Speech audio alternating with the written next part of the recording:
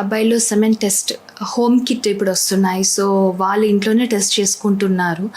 అది ఎంతవరకు వర్కౌట్ అవుతుంది? ఇప్పుడు ఆ హోమ్ కిట్ అనేది చాలా ఇట్ హెస్ బికమ్ పాపులర్ నిజం చెప్పాలంటే. బట్ ఇట్స్ అ స్టార్టింగ్ పాయింట్గా అనుకోవచ్చు అండి. It's just a screening tool.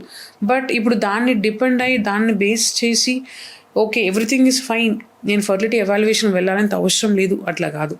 It is like ఇప్పుడు కిట్లో ఇప్పుడు యూపీటీ కిట్ ఉంటుంది కదా, అట్లా ఉంటుంది. ఒక లైన్ ఆర్ 2 లైన్స్ అట్లా వస్తుంది అనమాట. కంట్రోల్ లైన్ ఒకటి ఉంటుంది, ఇంకొకటి టెస్ట్ లైన్. సో యూజువల్గా ఆ టెస్ట్ కిట్లో మనకి ఏం తెలుస్తుంది అంటే స్పర్మ్ కౌంట్ ఎలా ఉంది అని మాత్రమే తెలుస్తుంది. బట్ అది మాత్రం తెలుసుకోవడం కాదు, lot of things is there in the semen analysis. అంటే విస్కాసిటీ అంటాము, pH అంటాము, కొన్ని ఎంజైమ్స్ కూడా ఫ్రక్టోజ్ ఎంజైమ్స్ అనేది చెక్ చేస్తాము, మోటిలిటీ, మార్ఫాలజీ చాలా ఉన్నాయి. మేబీ కొందరు దే మే ఫీల్ ఎంబేజ్డ్ అనమాట to come to the clinic.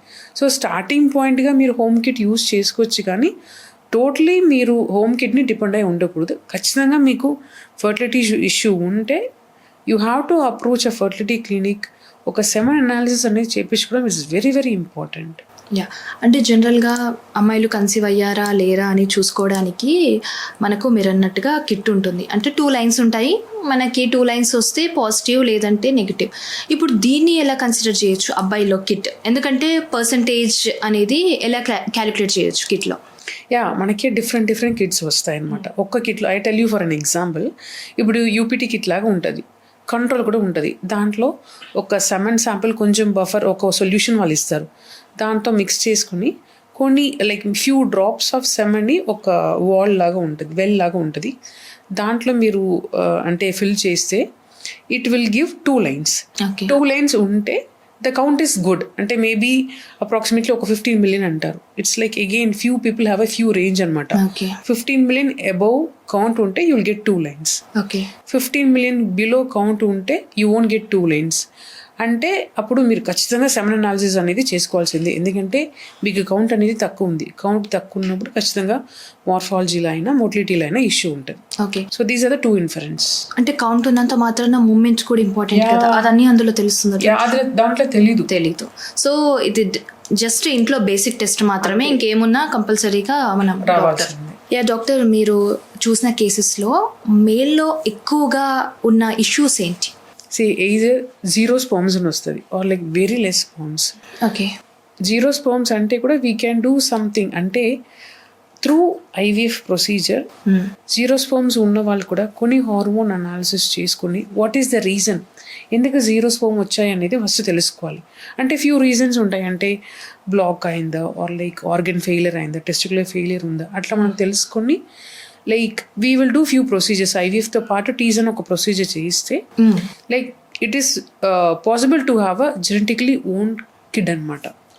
So no sperm is the like obviously that is the. నేను రీసెంట్గా యూట్యూబ్లో ఒక చిన్న వీడియో చూసాను అనమాట. ఒక ఆవిడ పేషెంట్ అనమాట డాక్టర్ దగ్గరకు వస్తుంది.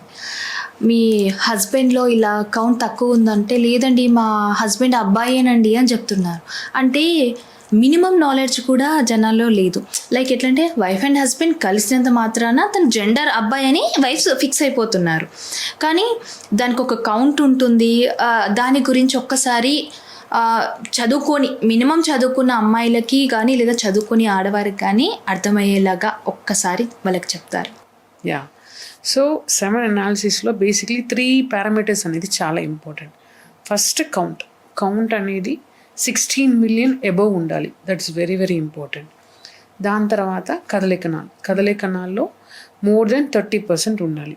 అండ్ దెన్ మార్ఫాలజీ అనేది sperms, how many sperms are normally looking sperms అనేది క్యాలిక్యులేషన్ అనమాట. At least 4% is expected. సో ఇది 3 పారామీటర్స్ బాగుంటే like there is a more chance to get conception naturally అనమాట. సో దీంట్లో ఏదైనా తేడా ఉంటే అంటే లెస్ దెన్ 16 million ఉంటే, ఆర్ కదలికన less than 30%, morphology less than 1-2% ఉంటే ఖచ్చితంగా మీరు ఫర్టిలిటీ డాక్టర్ని అప్రోచ్ అయ్యి ట్రీట్మెంట్ తీసుకోవాలి. ఓకే. అంటే పీసీఓఎస్, పీసీఓడి ఇది అమ్మాయిలో హార్మోనల్ ఇంబ్యాలెన్స్ వాటి వల్ల కూడా వస్తుంది అంటారు. అండ్ మన లైఫ్ స్టైల్, అబ్బాయిలో కూడా హార్మోనల్ ఇంబ్యాలెన్స్ వల్ల స్పర్మ్ తగ్గే ఛాన్సెస్ ఉంటాయి, స్పర్మ్ కౌంట్. అంటే వాళ్ళు కూడా కొన్ని హార్మోన్స్ అనేది చెక్ చేసుకోవాలి. FSH, LH, testosterone, oestrogen, thyroid, prolactin, these are the basic hormones అనమాట. దీన్ని కూడా మనం చెక్ చేసుకోవాలి. ఎస్పెషలీ కౌంట్లో ఏదైనా ఇష్యూ ఉంటే ఈ హార్మోన్స్ అన్ని చెక్ చేసుకుని దీంట్లో ఏదైనా ఇష్యూ ఉందా, దీంట్లో ఏదైనా కరెక్ట్ చేయాలా అనేది కూడా మనం చెక్ చేసుకోవాలి. సో ఫర్ ఎగ్జాంపుల్ కొన్ని బ్రెయిన్ ఇష్యూస్ ఉంటే కూడా ఇది FSH హార్మోన్స్, LSH హార్మోన్స్ అనేది చాలా వేరియేషన్స్ వస్తుంది. ఓకే. సో మనం కొంచెం కరెక్ట్ చేసుకుంటే వాళ్ళకి స్పర్మ్ కౌంట్ ఇంప్రూవ్ అవ్వడానికి ఛాన్సెస్ ఉన్నాయి, న్యాచురల్ కన్సెప్షన్కి ఛాన్సెస్ ఉన్నాయి. ఇన్ కేస్ ఆ వాల్యూస్ అనేది ఎక్కువ ఉంటే కూడా మనకి ఒక క్లూ వస్తుంది, దీనివల్ల వీళ్ళకి అబ్నార్మల్ స్పర్మ్ పారామీటర్స్ వచ్చాయి. So next what to do, వాళ్ళకి న్యాచురల్ కన్సెప్షన్ కుదరతుందా, or like we have to go ahead with IVF treatment అనేది కూడా మనకు తెలుస్తుంది. సో లైక్ ఫీమేల్స్ లాగా మేల్స్ కూడా కొన్ని హార్మోన్స్ ఇష్యూ రావడానికి ఛాన్సెస్ ఉంది. ఓకే.